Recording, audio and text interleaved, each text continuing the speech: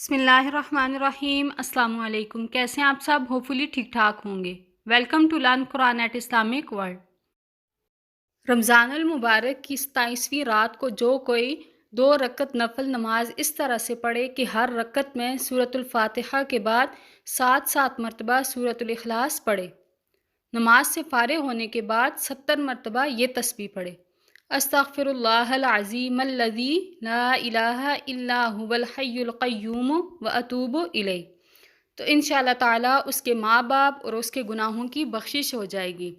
اللہ تعالیٰ اس کے والدین کی مغفرت فرمائے گا اور اسے جنت میں اعلیٰ مقام عطا فرمائے گا۔ اس کے علاوہ اس نماز کے پڑھنے والے کو نیکی کے کام کرنے کی توفیق عطا فرمائے گا۔ اس کے علاوہ رمضان المبارک میں طاق راتوں میں ان نوافل کو کثرت سے پڑھنا چاہیے، ان کی بہت زیادہ فضیلت ہے۔ سب سے پہلے نماز عشاء میں 7 مرتبہ سورۃ القدر پڑھیں۔ فضیلت اس کی ہے کہ ہر مصیبت سے نجات ملے گی اور 1000 فرشتے اس کے لیے جنت کی دعا کریں گے۔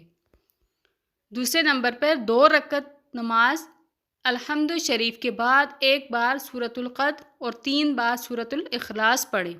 فضیلت: شب قدر کا ثواب حاصل ہوگا، ایک شہر جنت میں دیا جائے گا جو مشرق سے مغرب تک لمبا ہوگا۔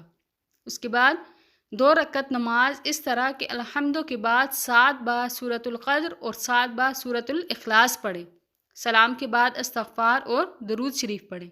اس کی فضیلت یہ ہے کہ اللہ تعالیٰ اس نماز کے پڑھنے والے کو اور اس کے ماں باپ کو بخش دے گا۔